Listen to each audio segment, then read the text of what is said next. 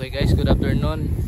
Update, magawa na tayo ng ranging ngayon kasi may upcoming na tayo na papisa. So prepare na namin yung ranging. Ginamit namin na ito net, green net na 2x12 by 100 meters to. Bali nag-order kami ng 200 meters, bali dalawang set to. Ayan, ginawa namin dalawang butas para ano, per batch to, para hindi maghalo-halo, para walang maghari sa pagkain. Ayan, medyo masukal kaya hindi na namin nilinisan para wild, parang wild lang siya, wild bird.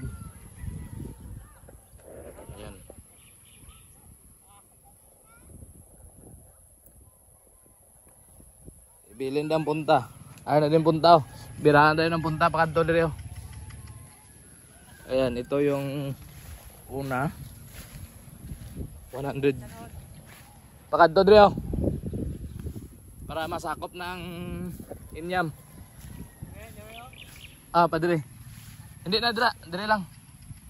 Ayan, ayan. Dinala na. Yung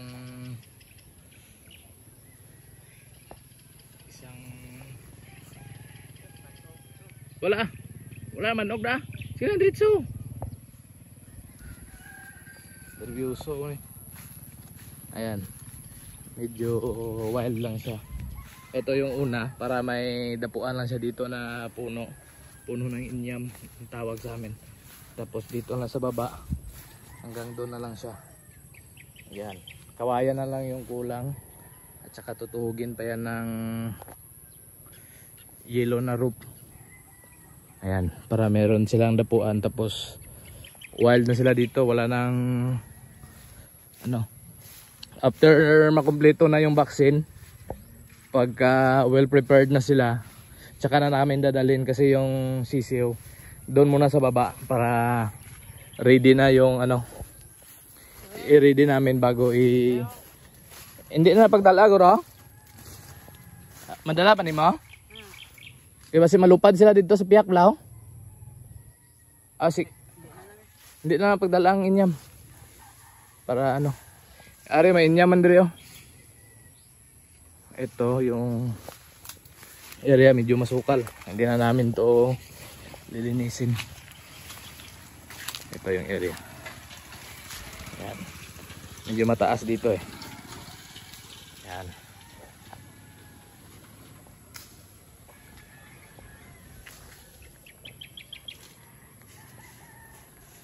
Ilikaw na lang siya. Eh may inyaman siya din nga isa oh. Balian mo na ng inyam nga isa nga dalon. Ayan na guys. Ito 200 meters. So nag-connect na lang kami doon sa kabila para sige diretso dito pa dalom. Hindi na pag ano, dire lang oh. Dire lang. Yan. Dire oh, ihulog da sa inyam nan. Kay balabag naman siya dito, i-connect na siya dito sa piyak. Ito lang yung update ngayon sa ano. Nagre-ready na kami para this season. For ano, national lang yung lalabanan namin oh. Ipanaog sige butong agad tanan. Ubusa. Kay connect na siya dito sa punta. May ari man inyam dring ano, may dadapuan naman sila na puno. So diyan na lang ano, ilalagay namin para wild na wild yung bird namin. Ayan. Tapos mamonitor siya. Sige lang. Tapos walang ano, walang water stagnant dito kaya medyo okay. Kasi slope naman yung area namin dito. Ayan, dito. Sige pa. Sige pa. Ayun, ang ganun doon. Up! Tama na. Yan. Ito. Kawayan na lang. Itayo dyan. So, yan. Para malayo yung mga sisiyo natin sa mga cording natin. Kasi yung cording area namin andito lang sa baba. Okay na. Tugo na lang na. Ito yung ano. 12 inch. Yan.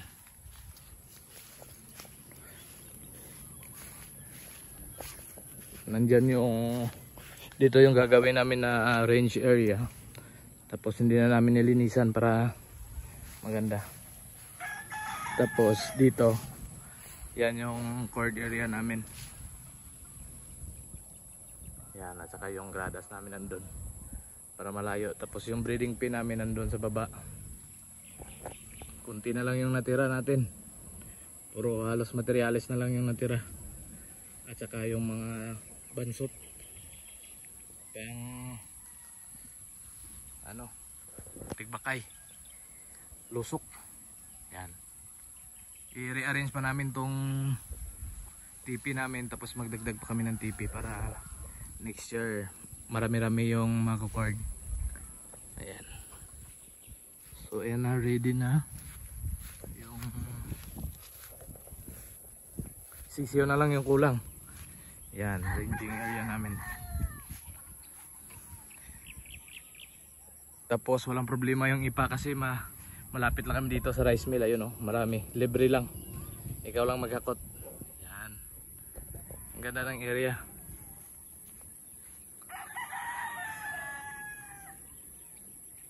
For chicken. Yan.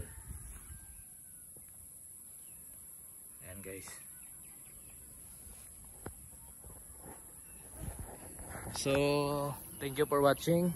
Please like and subscribe, boss. Hanggang dito na muli. Update na lang ako ulit pag ano, may update na bago. Pag na-arrange na namin yung ranging namin. Nandiyan sa likod yung ranging. Yun. Para healthy yung sisiyo natin. Pag makumpleto na yung bakuna, largada na. Diretso na. Ranging. Thank you. Bye.